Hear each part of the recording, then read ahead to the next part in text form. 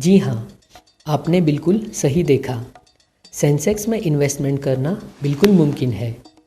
शुरू करने से पहले अगर आपने हमारा चैनल अभी तक सब्सक्राइब नहीं किया है तो प्लीज़ चैनल सब्सक्राइब कर दीजिए और बेल के आइकन पर क्लिक कर दीजिए। हम महत्वपूर्ण जानकारी आपके लिए लाते रहेंगे। जैसे हमने हमारे पुराने वीडियो में सेंसेक्स की पूरी जानकारी आपको दी है, सेंसेक्स हमें हमारी देश की आर्थिक स्थिति दर्शाता है। सेंसेक्स में निवेश करने के लिए नेशनल स्टॉक एक्सचेंज ने कुछ सुविधाएं उपलब्ध करके दी है।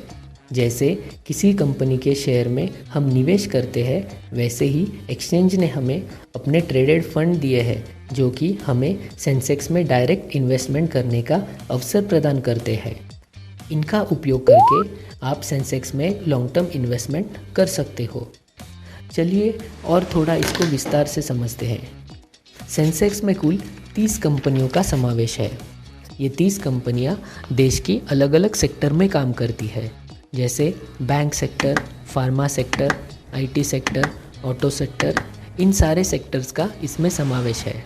अगर हम सेंसेक्स में इन्वेस्टमेंट करते हैं तो हमारा इन्वेस्टमेंट अपने आप अलग अलग सेक्टर में हो जाता है।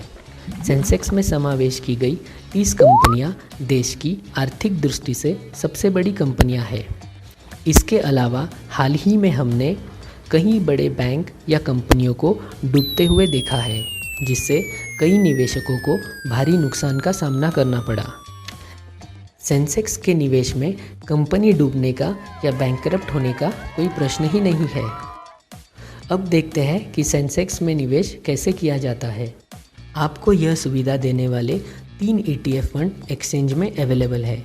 इसमें पहला है UTI SENS ETF, दूसरा है ICICI SENSX और तीसरा है HDFC SEN ETF।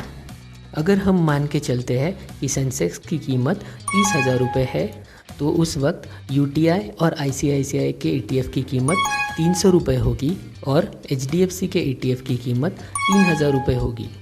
अगर भविष्य में सेंसेक्स की कीमत 40,000 रुपये हो जाएगी तो UTI का और ICICI का ETF 400 रुपये होगा और HDFC का ETF वहाँ पे 4,000 रुपये हो जाएगा। इस कीमत में थोड़ा बहुत ऊपर नीचे हो सकता है। इसी प्रकार से हमारी जो इन्वेस्टमेंट है वो सेंसेक्स में हम कर सकते हैं। इसमें अधिक जानकारी के लिए आप हमें संपर्क कर सकते हैं। हम आपकी ज़रूर मदद करेंगे क्योंकि यह समय निवेश करने का है। धन्यवाद।